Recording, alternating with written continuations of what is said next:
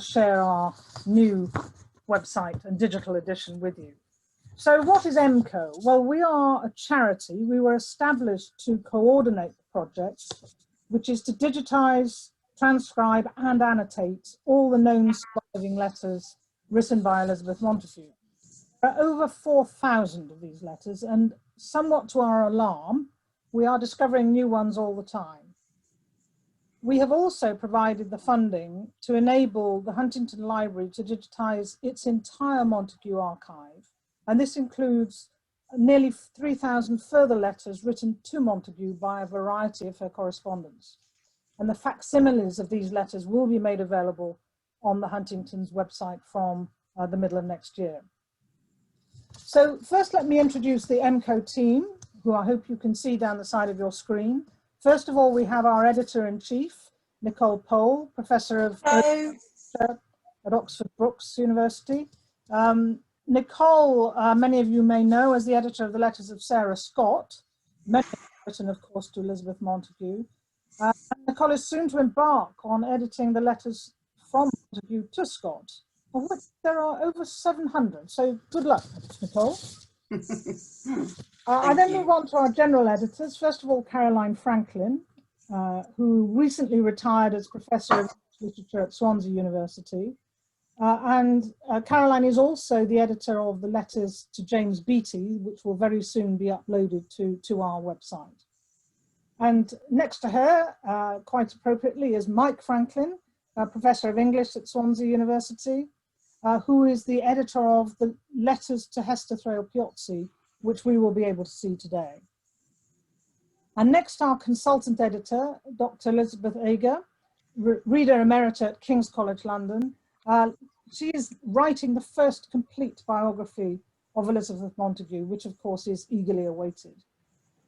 We then have our research assistants, first Dr. Jack Orchard from Swansea, and Dr. Anna Senku from Oxford Brookes, are vital parts of our team. And last but most certainly not least, we have Alexander Roberts, who is the Research, Data and Digital Humanities Manager at Swansea. Alexander has advised us on all the technical aspects of the project and designed and built the website that we are about to look at. So I will, without further ado, hand over to Caroline Franklin.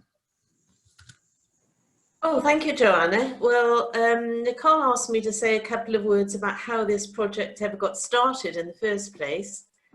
And I should say it started about 10 years ago when I had a cup of tea with Elizabeth Ager, as Blue Stockings do. And she being the main expert on the woman of letters, Elizabeth Montagu, 1718 to 1800. We had a cup of tea. We had met when we were both involved in a large-scale scholarly project in London uncovering women's role in the Enlightenment. I, at that time, was interested in studying private correspondence in its own right as a genre. And I wanted to ask Elizabeth about Montagu's correspondence because I heard that she'd left an enormous cache of letters and asked her, was that the case? And I was excited to learn that, yes, indeed, there were around 8,000 letters extant to and from just about anybody who was anyone in the 18th century. And I got quite excited and I said, don't you think we should edit them? And Elizabeth gently told me that in her opinion, it couldn't be done. She then later introduced me to Nicole Pole, who it turned out had spent the last 10 years preparing a 2-volume print edition of the hundreds of letters of Elizabeth Montagu's sister, the novelist and reformer Sarah Scott. But as Elizabeth pointed out, a print edition of Elizabeth Montagu's letters would run to 25 volumes. So we thought again, and we thought it's got to be digital. It still sounded a bit crazy, but one factor made us think that it was doable. 6,973 of the letters were all in one place, which is quite unusual. They were all in one archive, and that was the Huntington Library in California. I think we've got a PowerPoint, I think, with a picture of Elizabeth Montagu and this beautiful portrait that we're looking at the moment. I think we've got a portrait of Sarah Scott on that PowerPoint somewhere, have we not? Thank you. That's the Elizabeth Montagu one.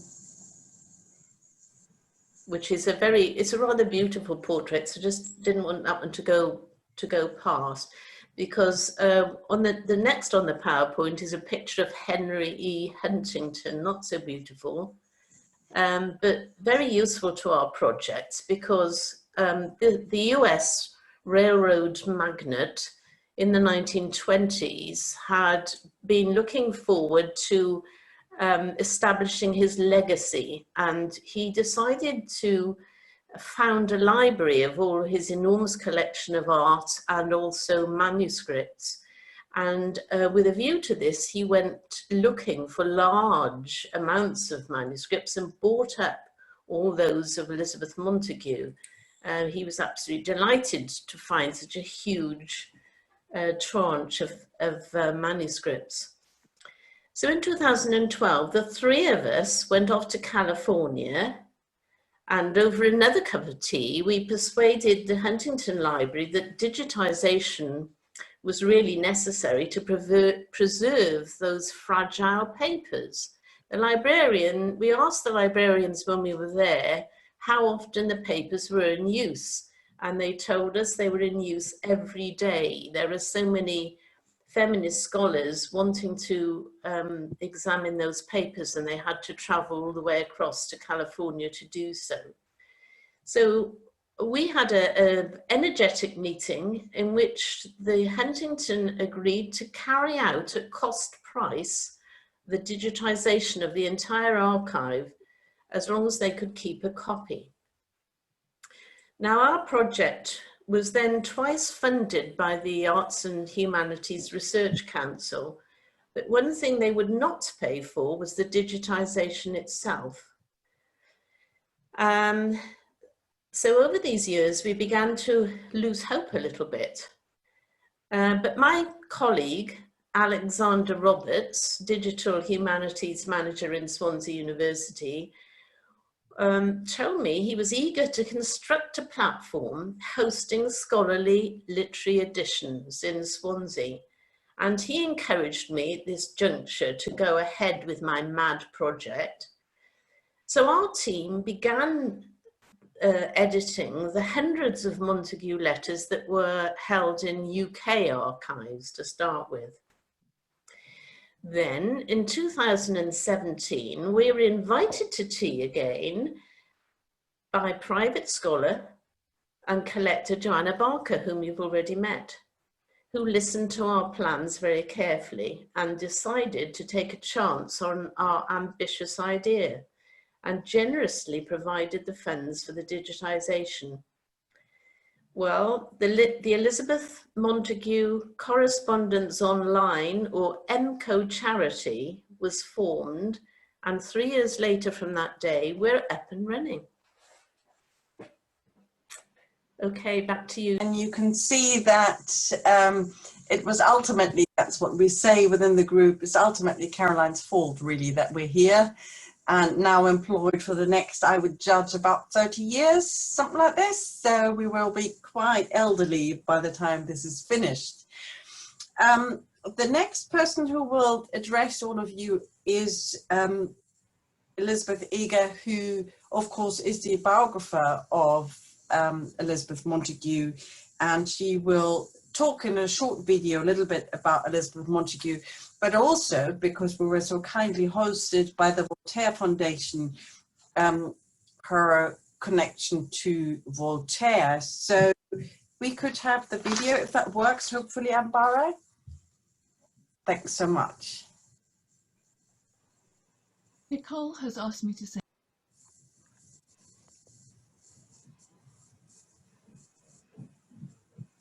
Nicole Nicole has asked me to say a few words about who Montagu was and what she achieved. As her biographer, I find this harder rather than easier to answer the more of her letters I read. There were many Elizabeth Montagues. 18th century letter writing was a highly performative act and allowed for the creation of multiple parallel selves, each tailored to its recipient.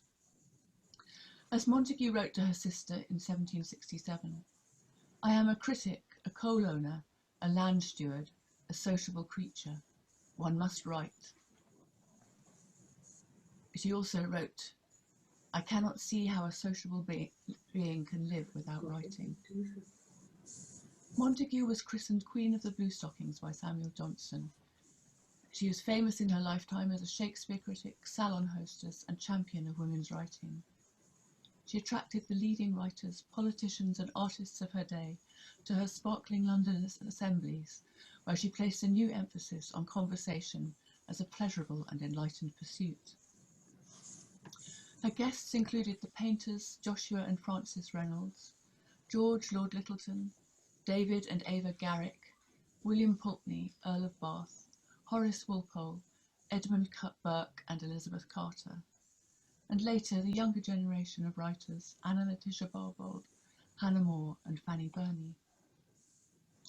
In her richly decorated London homes, Montagu aimed to bring together sensual and intellectual pleasure, and to allow talents of many kinds to flourish in an atmosphere that was free from the party politics that dominated court culture. Here Montagu nurtured a rising generation of metropolitan intellectuals. She was a public figure within 18th century culture, whose life not only illuminates the history of several important aspects and locations of her age, but also brings together a number of connected lives. As she wrote in a letter to her fellow Blue Stocking hostess, Mrs. Vasey, in 1781, "We have lived with the wisest, the best, and the most celebrated men of our times, and with some of the best, most accomplished, most learned women of any times." How did Montagu achieve such a powerful position at the heart of several important networks of the age, with the ability to bestow favour in a regal manner? Her privilege was largely the result of her own incessant energy and social ambition. Born into the landed gentry as Elizabeth Robinson, she was nicknamed Fidget as a child, in honour of the liveliness of her mind and body. She married upwards in 1742 to Edward Montagu, grandson of the first Earl of Sandwich, a 50-year-old bachelor prone to solitude and with scholarly interests in mathematics. The birth of their only child, John, brought the couple great happiness. Elizabeth wrote some of her most intimate and personal letters about her son, whom she nicknamed Punch. When he died at the age of only 16 months, she was devastated. Perhaps to distract herself from her grief, she started to become involved in the management of her husband's numerous coal mines in Newcastle. First as a wife, and then during her long widowhood, Montagu oversaw the running of the estates with a shrewd head for business. By the end of her lifetime, Montagu Main was the second most expensive coal on the market, and her bank account at Hoare & Co. was transferred to the category reserved for the richest members of the aristocracy and institutions such as Eton College. Montagu combined attention to detail and daily pragmatism with a longer view of the social purpose and responsibilities of wealth, ploughing her coal money directly into her ambitious cultural projects.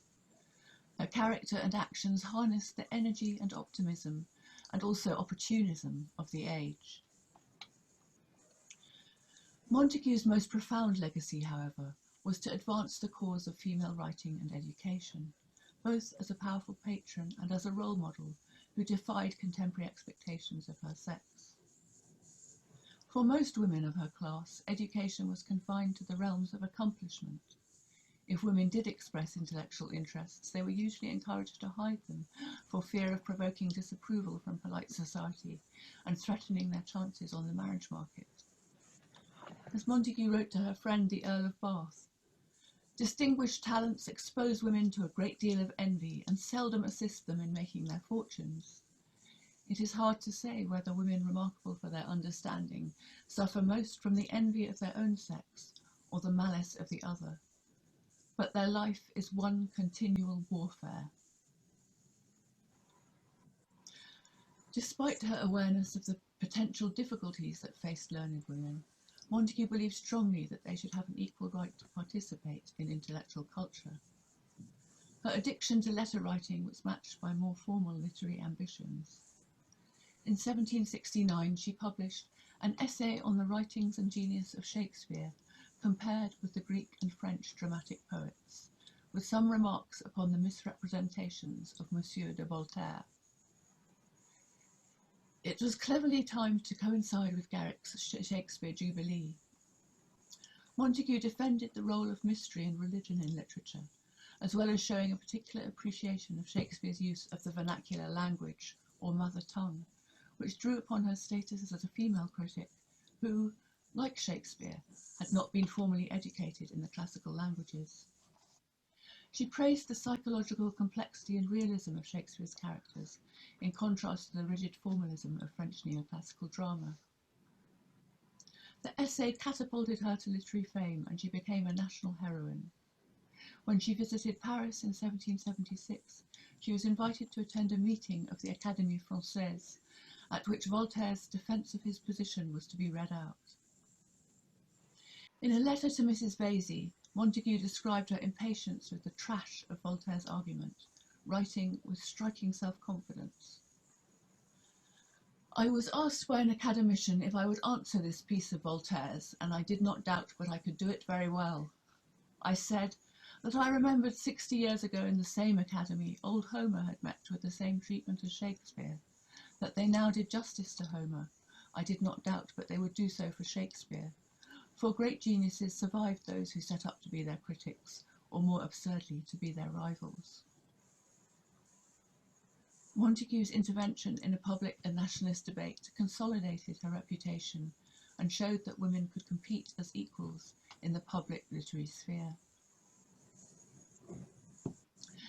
As her fellow blue-stocking Hester Thrale remarked, Montague was brilliant in diamonds, solid in judgment, and critical in talk. Thrale's concise verdict captures Montague's unique combination of intellectual and material brilliance, which attracted the admiration, envy, and scrutiny of many. Correspondence, which Montague referred to as a kind of chatting on paper, was of crucial significance in establishing a sense of community amongst women. Montague's indefatigable appetite for letter writing assumed the level of vocation central to her identity. On a practical level, the daily business of letter writing could incorporate a wide spectrum of experience, from the public to the private. In 1780, she referred to the labour of epistolary commerce. "In the course of 2 posts I had letters from a Polish prince, a great dealer in cattle, one of the most distinguished of our literati, my northern steward, a great Scotch philosopher, my head carpenter in Portman Square, the sweet minstrel Dr. Beattie, an artist at Birmingham, my bailiff at Sandalford, and many characters between these extremes." On a more intimate level, Montague invested in letter writing as a means of exploring the expansive possibilities of self in the pursuit of a new language in which to express such possibilities. As she wrote to Elizabeth Carter in 1769, "We shall say what has not been said before."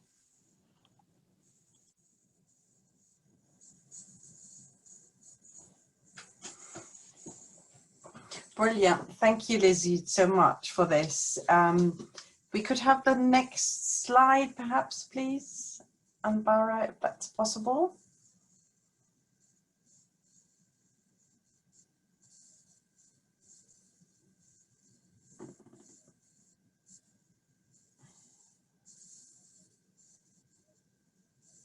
Thank you so much. Brilliant.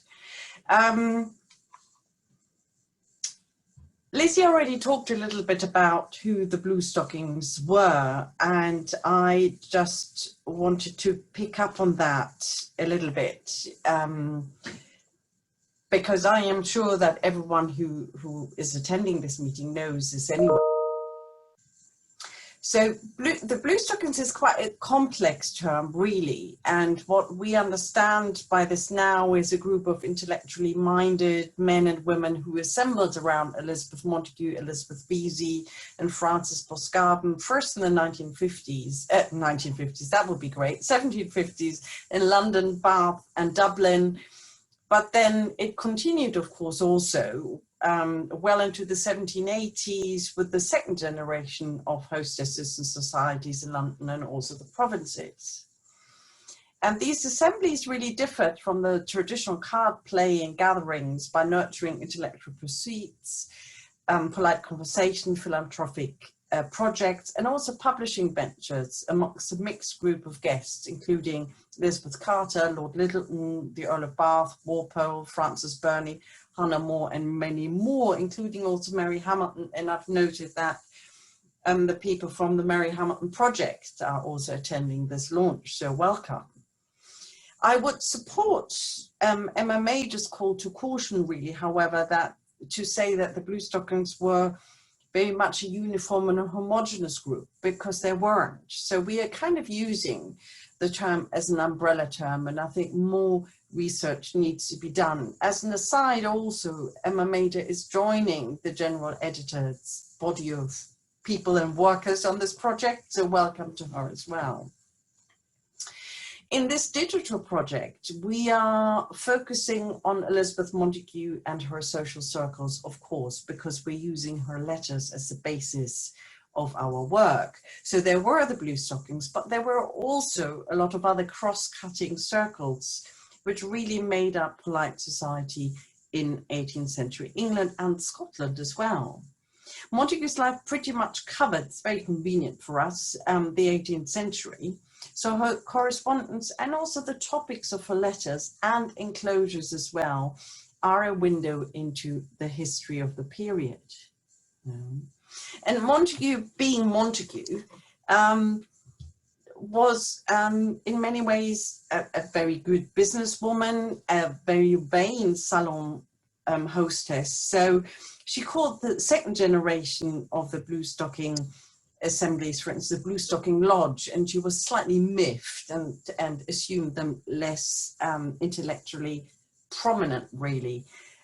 You can see already in this little anecdote, which I have from a letter to Elizabeth Vesey in 1764, is that she was also a bit, shall we say, protective of her own role as a salon hostess, and also as someone who mingled into many different aspects of British society at the time.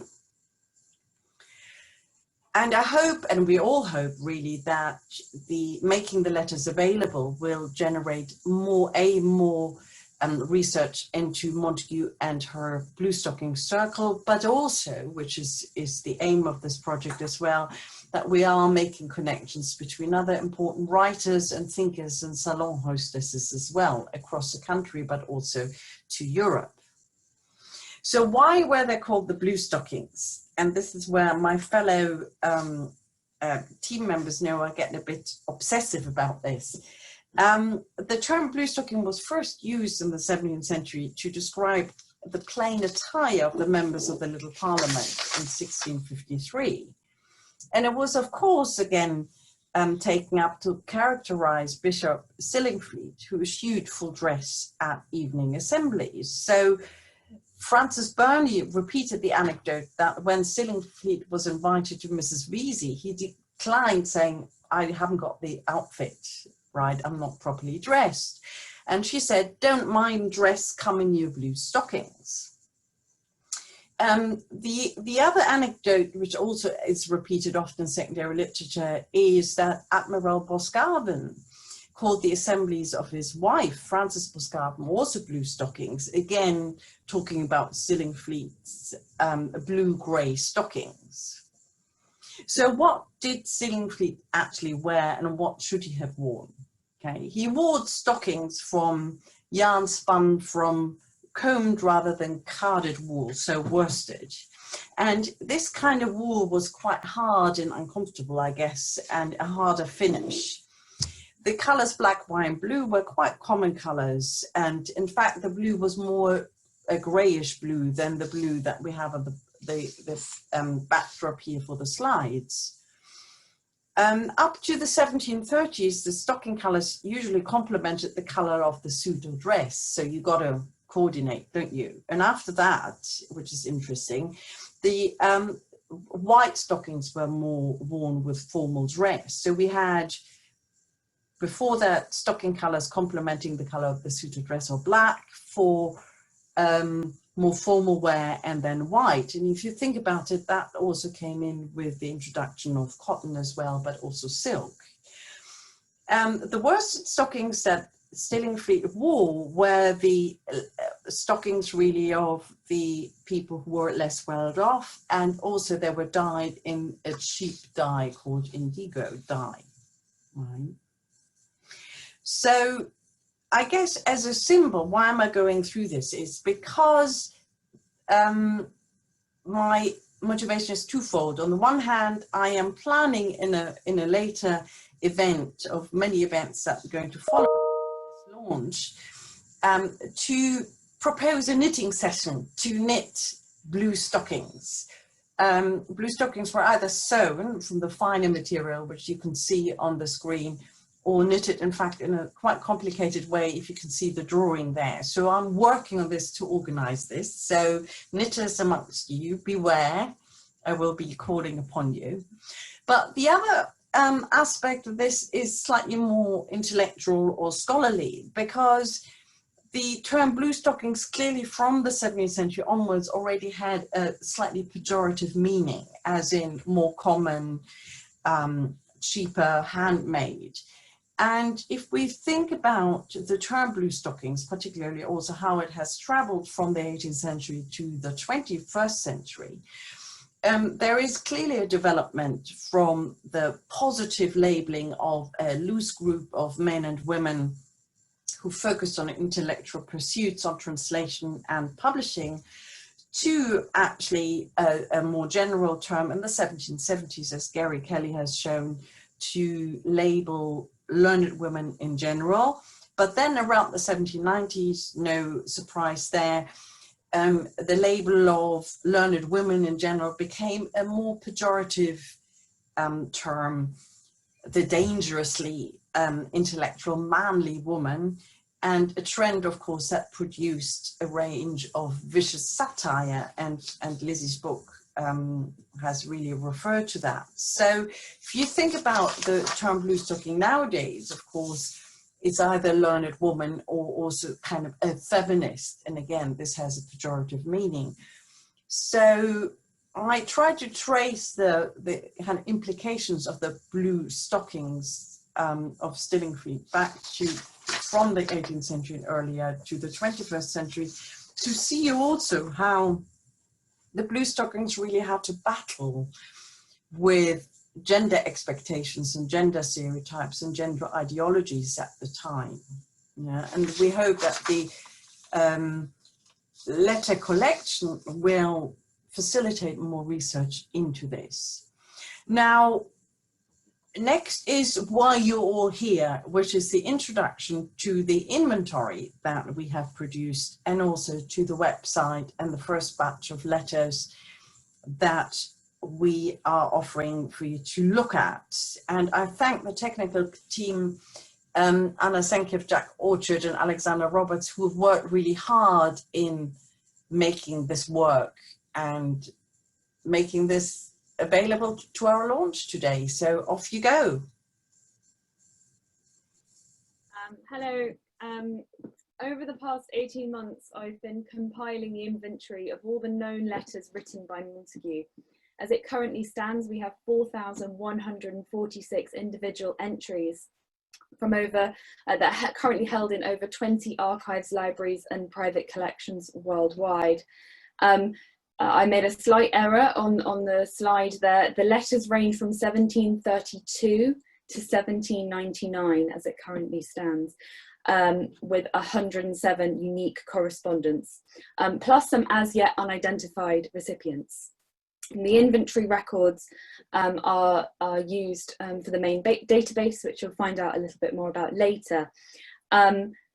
The inventory is going to be made searchable online, so that even if not all the letters are up right now, anyone can search the inventory and find out all the letters that Montague wrote for over six decades. Can I have the next slide, please?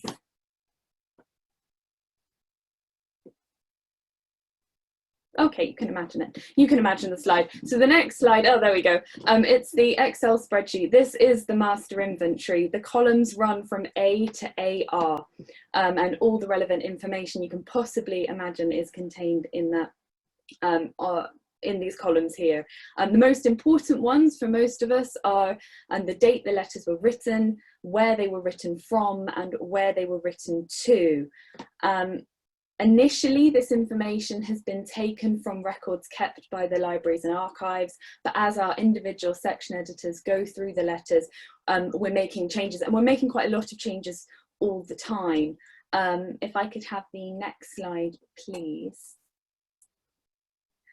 Every single letter that gets edited, for every single letter, this form is completed, accompanied with certainty values for if a year or something is not quite, we're not quite certain, but it's as close as we can get to a really comprehensive look at when all of these letters were written. We are correcting earlier letters, we are providing new information. This data set is getting richer all the time. And I keep saying as it currently stands, as the inventory currently stands, and I think that's really important. The inventory won't ever be complete. It's a work in progress. And all the time we are uncovering new letters. Last year we thought that there were no letters in the Folger library. There turns out to be about 30 or so. We thought there were a handful of letters at Harvard, and an improved search function on their website led us to find out there are 100 letters. And we're currently following some new leads for some boxes that haven't been looked at since the 1980s. So we're hopefully going to be updating all the time. So this is just the starting point, and it's really exciting because 4,146 letters is just today, and we'll see where tomorrow brings. And now over to Jack.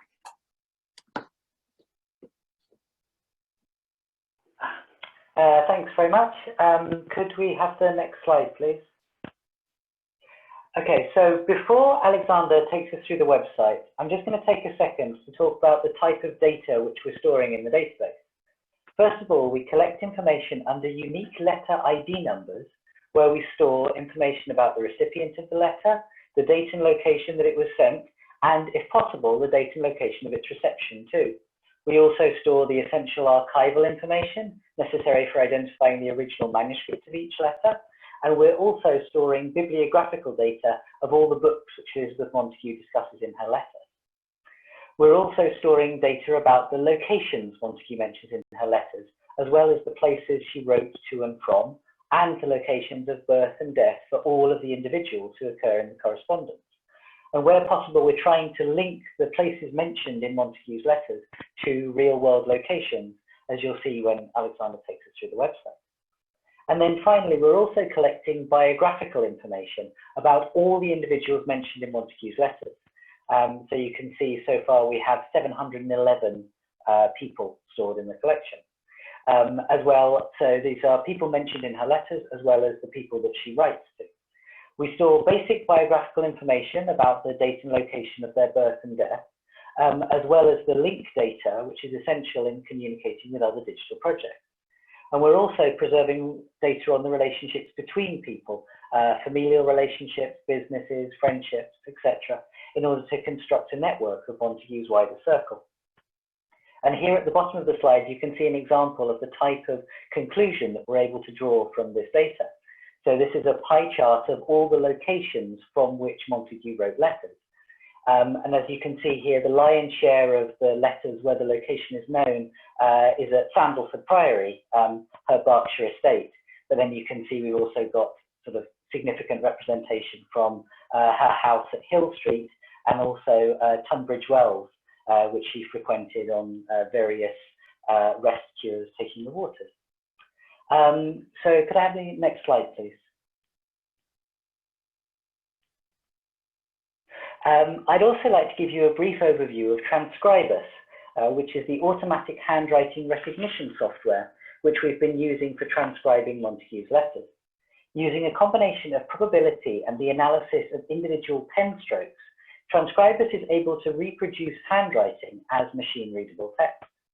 So as you can see on the left-hand side, when we started using it in 2018, our model was only trained on 20,000 words of corrected transcription, and the result is a bit wonky and it has quite a few spelling errors. If you fast forward to 2020, when we've shown the program 250,000 words of correct transcription, the result is almost perfect, even preserving the minutiae of the punctuation and spacing. However, as you can see from this example at the bottom of a particularly scratchy and damaged letter from Elizabeth Montagu to Dr. Messenger Munsey, when we have problematic letters where the text is damaged or it's in a difficult to recognize hand, we still run into problems every now and then. And now, yes, I'll hand over to Alexander to talk about the website. Thanks, Jack. I'm going to share my screen with a pre-recorded demo of the website. So just bear with me while I negotiate Zoom's vagaries. Okay.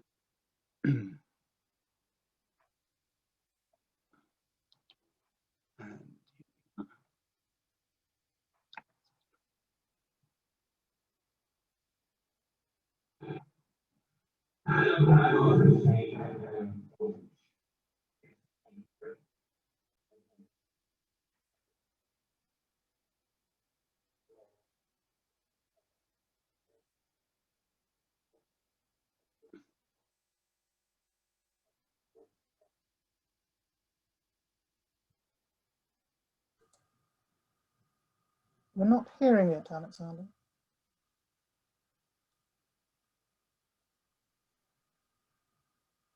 Alex, we can't hear you. Okay, as I say, negotiating the vagaries. I'm very sorry. I'm just going to check that,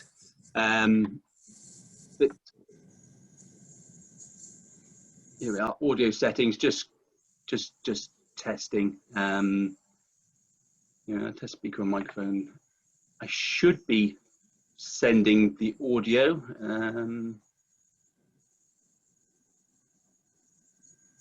I wonder about whether or not you could play the video at your end, please.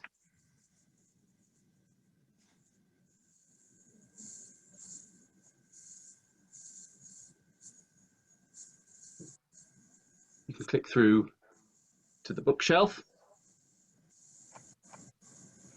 Hello and welcome to the Emco launch. It gives me great pleasure to introduce our website to this audience, and I'd like to start by taking you quickly through the homepage. We've got a range of links along the top, and you can click on these and descend into different areas of the website. We've got our Twitter stream coming through on the right-hand side. We've got a general introduction here and some contact details to get in touch with the project, both the actual project email address and with the digital humanities team at Swansea that's responsible for looking after the website and hosting it. So these top links, the home and Emco logo here take you back to the homepage as you'd expect. The project link takes you through to a page about the project, where you can find out more about what the aims of the project are. You can click through and find out more about the project team and all of our editorial board and advisory board and those friends of the project. You can click through and find out more about our funders and partners on the project, the libraries, archives, special collections and museums.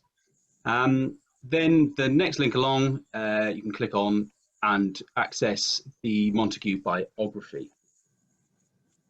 It's an introduction to Elizabeth Montagu for general and specialist readers. you can click through to a page that describes more about the portrait of Elizabeth Montagu, various portraits, and information about this is included on the page. You can click through and find out about the Blue Stocking Circle itself, very important.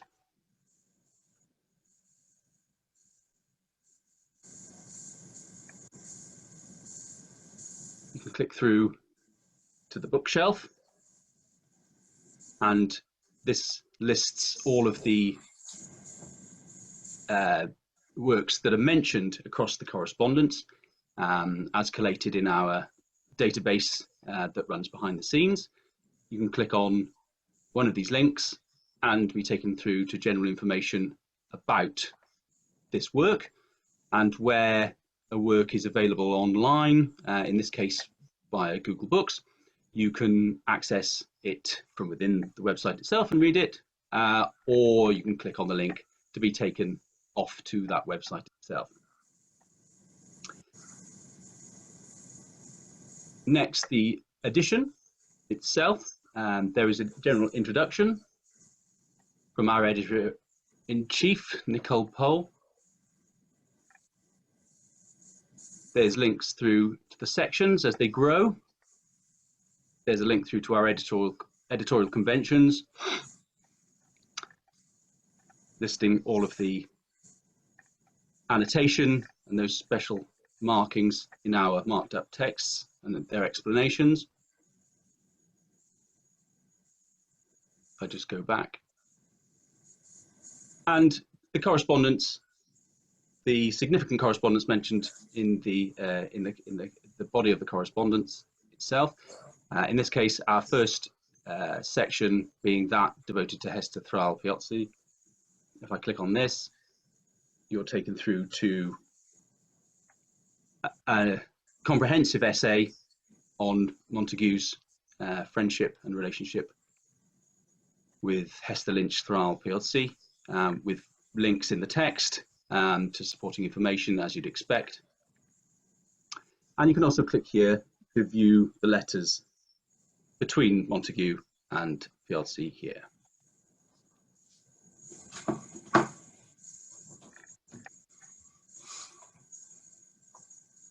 Next we have the people link.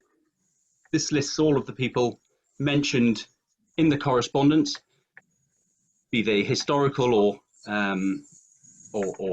Montague's contemporaries.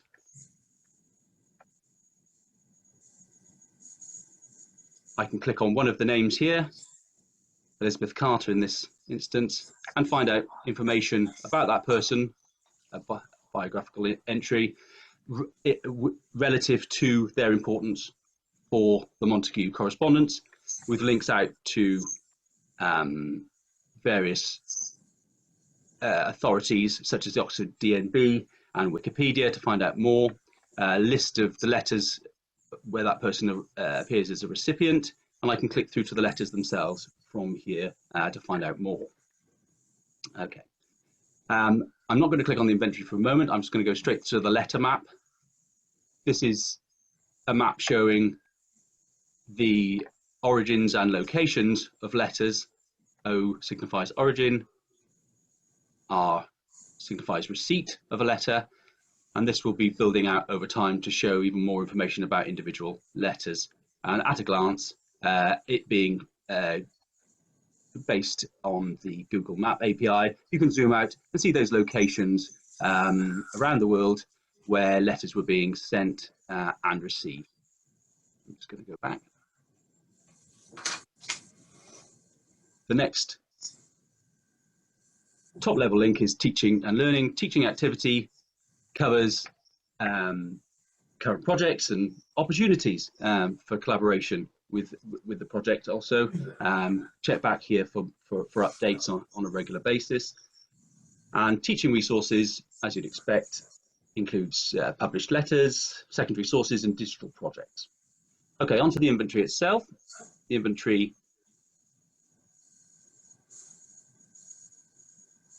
pages the database results relating to our catalogue of the comprehensive correspondence of Montague. In this case, we're showing 4,140 records. You can click on any one of these letters and be taken through to a page. The title will take you through to a page that lists its origin, when it was sent, its destination, and at the moment, people mentioned in the letter and their relationship to Montague in this case. Let's just go back for a second to the main list. Okay, the inventory also shows the location from which it was sent. You can click on this link and be taken through to a map view that shows you the origin. Let's just zoom in a little bit. So origin was Sandalford Priory, and it was going to Deadman's Place, Southwark. Let's just go back. That opened in a new tab. Some links open in new tabs, some links open in the same tab. So something to just be aware of. We've got dates on the right hand side here. And we've also got a link through to the letter itself. So I'm clicking on number 3 here.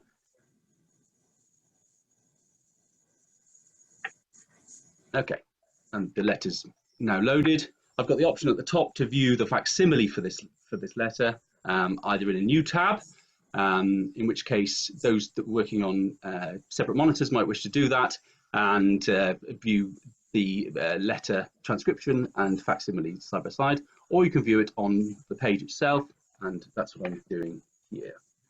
I've got some controls for this facsimile which allow me to zoom in, zoom out. I can click on this home button to return me to a standardized view of the material. I can also go and page forward through the different pages that make up this transcription and its associated facsimile, in this case 3 pages. I can click on this button here to go full screen, and I can move through the material.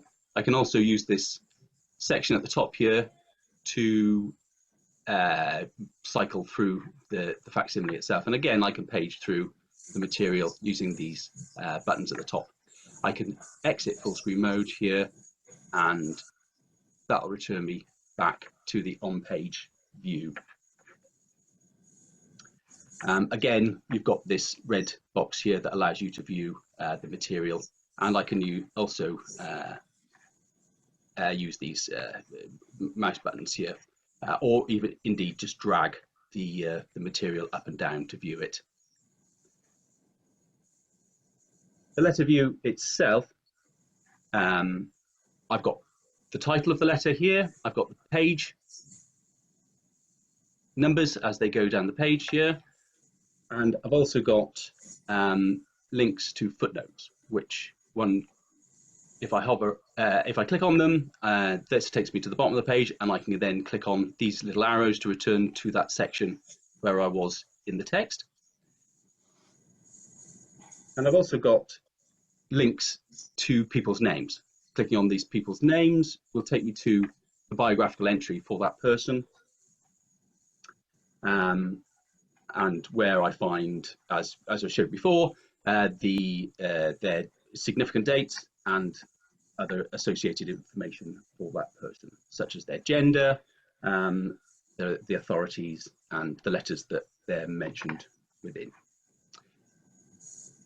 Beyond this, there's plenty more to come over the next weeks and months. We're constantly developing this resource. We're excited to show off where we are right now with it all. And the next significant developments will be around search, a calendar that you'll be able to search through to locate letters by date, improvements to the maps, and the next clutch of BT letters to come online. Thank you very much for watching. Thanks so much, Alex. That's brilliant. Could we have the next slide? I'm sure it will come. Thank you again to the team. This was really hard work. It took us a long time to figure out how best to use technology to open up the letters and give all the information that we have, and also make the technology flexible as well.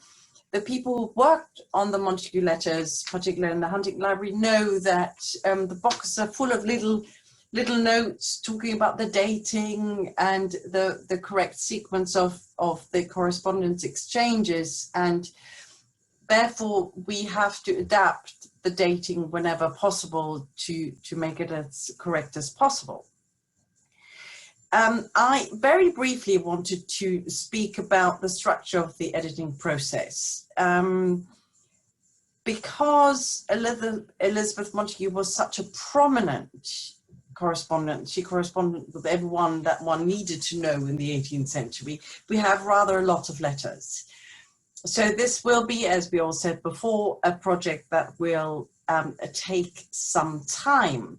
So what we thought we would do is concentrate on sets of correspondence. So you've just seen that we have a batch of the Piozzi letters. Then the next one will be the letters to James Beattie. And then we have the family letters in the British Library, and the Duchess of Portland letters as well. So Montagu to the Duchess of Portland. So you can see that there's a logic in this, because otherwise we would not really manage to edit and transcribe and edit all the letters at once. So we're doing it in correspondent batches.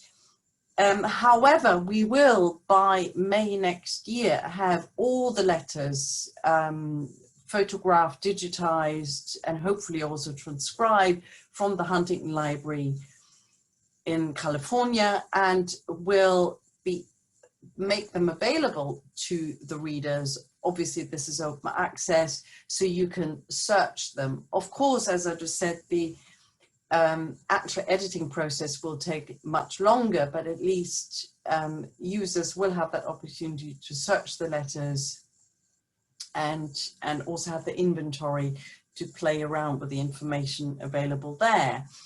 I hope, Ambara, could I have the next slide, please? I'm not sure if you can hear me. If not, it's not the end of the world as we know it. Thank you so much. So, little riddle, I've seen that there's a Twitter storm out there, particularly after I suggest that we all have to get knitting.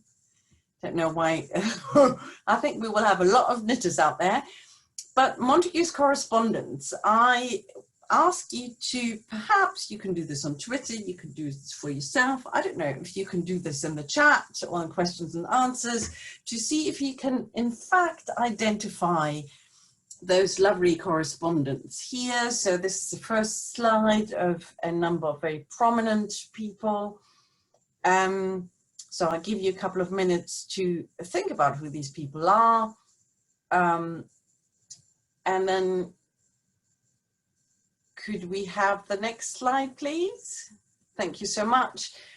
Again, one of them at least you should now recognize, lovely Sarah Scott, or Scotty as I call her, given that I spent about 14 years with her. Yay, there are people who are already, George Littleton, Duchess of Portland, Hester Thrale, Elizabeth Carter on the first slide. You are brilliant. Right, and then the next slide people can try as well to identify the paintings. So this is the workflow as we intend it. So to make all the letters from the Huntington available digitally, hopefully also with the transcriptions, but edit, annotate, and work through the letters by correspondence. So my call to you all is, and I can see on Twitter, people are like, I know who this is. That's fantastic. Well-informed viewers here. My appeal to you is, if you are interested in participating in this project, if you have experience in transcribing and editing 18th century letters, please contact me, because we are continuously looking for section editors. Section editors means that the people are working on specific correspondences, and we would love to work with you. And please do email me if you can, And if you have questions as well, don't be shy, just email any kinds of questions. That would be fantastic. So last not least, before we have some questions, I guess we all want to raise a glass, although in my case, a mug, I'm afraid, because I'm in my office and I didn't quite get to getting a glass. Joanna has a posh glass. Joanna, raise the glass to Elizabeth Montagu, to all of you as well, who are supporters of this project, and to the team. Thank you so much, and over to you all.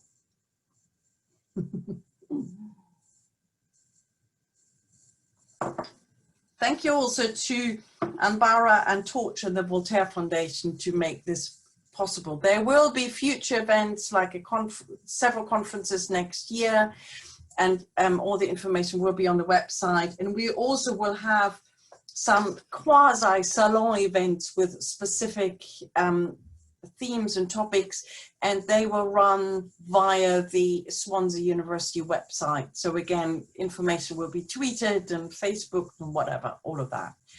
So does anyone have any lovely questions? Apart from that, everyone try to identify who the people are. I guess questions could come up in the chat, couldn't they?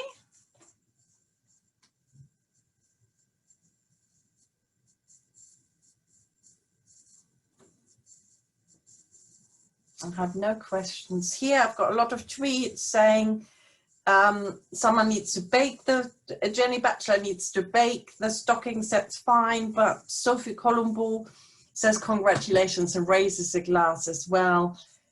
She, of course, is from the opening the Mary Hamilton letters. So it doesn't seem to be any questions here, but does anyone want to say anything? Oh, here we are. New discoveries. So how many, shall I start from the beginning? So Susan Carlyle, hello Susan. It's lovely to hear from you. How many people are doing this work now? So we are the core team, but we have a body of section editors. How many are there? About 10 at the moment. And what we've done is we teamed up people as well, because some of the sections of the editors of the letters are quite a lot. So we're working in 2s or 3s on some of the correspondences, but we're always looking for more. And then Gillian Pink has asked, do you consider at any stage including the passive correspondence in the edition? Do you mean, I presume, the other side? I presume that means that. We will, not at the moment, we will focus on the letters by Elizabeth Montagu. They're enough. But obviously we have the images of the other side as well, of the respondents. Yeah. We have a question in the chat box, Nicole. Well, 2 questions. One is to ask about, can we say anything about some of the new discoveries? Yes, which I think Anna is the person to ask, because Anna and I one day, where's Anna gone? There she is. Sat in my office, which you can see behind me, the messy one, going, oh, let's just order some letters, you know, some digital images really quickly from, which library was it, Anna? It was at Harvard. Harvard. And sadly, or not sadly, we found how many more? About 100? About 100, yeah. Yeah. So what we discovered is that when you have electronic catalogs, sometimes even within that, letters can be hidden. So which ones were there we discovered? Because I can't remember now. Well, for me, I was quite excited. There's a load more letters to David Garrick and to, that's right. Garrick than the ones that were known as the V&A. So that's really exciting for me. Yes. So we've started today saying the Piozzi letters are up, and we've had this collection of about 38 Piozzi letters. They're going to be joined by 3 more shortly, because we found that there are 3 more letters that were not in the John Rylands collection, and they're at Harvard. Okay. So can you stop finding letters? Can I show this, Nicole? This is a little newspaper cutting dated 1984 that fell out of a book I bought. It says family record sent to archives. And as a result of this, Anna's discovered 15 boxes of Montagu letters and documents that were sent up from Hawes Bank to the Tyne and Wear archives. We don't think they've ever opened them. Wow, this is just amazing. Another big. So watch this space. I know, Alex is like my head. So it is amazing, isn't it? So you're just brilliant that you found this. I remember that there was a special panel at the BSEX where someone presented on how long the Horace Walpole letters took to edit. And I was quite interested to learn that it was 50 years. So this is what I'm aiming at, really. Right, I'm white already, and then we pass it on to the young people. So transcribers is also used by the Georgian papers. We, however, have recently learned, Alex, isn't it right, that it might become a commercial enterprise and not a free one? I think it already is, to be honest. It's difficult for me to determine exactly what the status is. I think there's a pay-for offering and a free offering. Anyone out there that knows, it would be brilliant. I'm trying to find out myself, but it's still available for us to use on the project. And I think to other people, the website's still up. So there's a sort of pay-for offering and a free offering at the moment, as far as I can determine. Okay, thank you. Could I just speak a bit? Yes. So the universalizability of transcribers, basically, as different projects have been using transcribers, they've been using the different hands that they've been getting trained on for individual projects like ours to produce a generic master 18th century hand. So basically, incrementally, it's going to get better and better at each new type of manuscript that it's introduced to.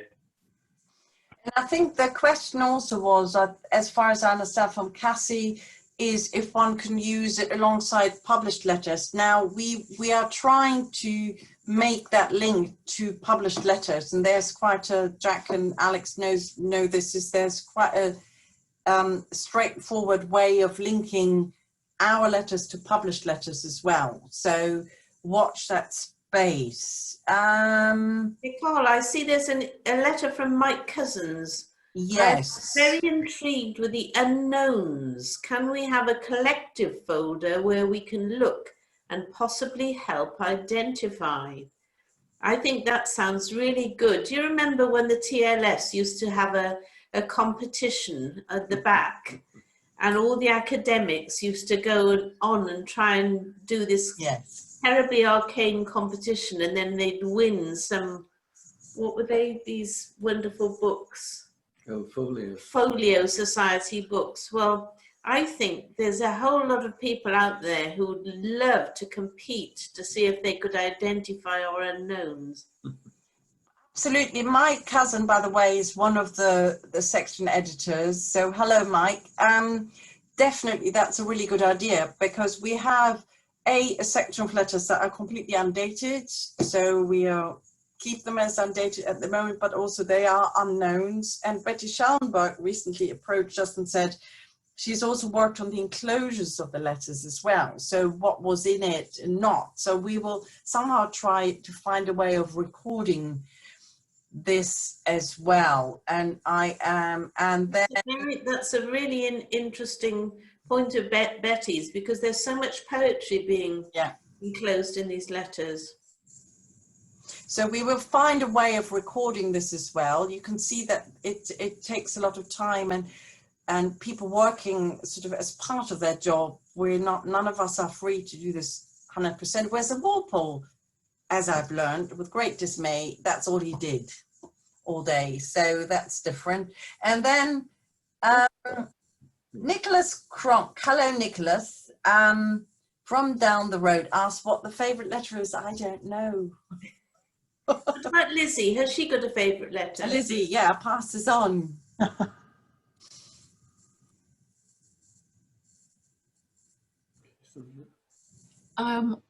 It's very difficult. I think her letter to Keynes about the history of ornament is fascinating, and it appears published but without being acknowledged. and that's shows her relationship to the Scottish Enlightenment, to Adam Smith and Hume and so on. But then I also love her most intimate letters to Elizabeth Carter, where she talks about taking wing on a witch's broomstick. That's really, thanks Lizzie. I think because I worked on the Scott letters so much, there are two letters that spring to mind. There's when she describes the neighbour's fat legs, which I quite like. And then when Lady Barbara Montagu, her life partner, died, and I was in the Huntington Library, and I tried not to dribble my tears onto the actual manuscript letters because I was so moved. This is also why the digital editions is quite useful, because if you cry or you don't ruin them. I hope Steve Hindle isn't listening to it. I did not dribble over the papers, but you know how it is, you get really involved with a... You softy. I am. So I think we probably need to finish soon. We had about 60 people attending this event, which is really fantastic. And thank you again to the team, to the Voltaire Foundation, and also to Torch, to allowing us to present this project to a large audience. And we hope to hear from you soon in forms of email, tweets, whatever. And we will post information about the other events that we're going to do, small talks, little salon discussions, and this is like the bake-off one, isn't it? Get knitting. I just have to find the right pattern somehow. So thanks to the team for all your hard work. This is really fantastic. And another bubbly out of the mug.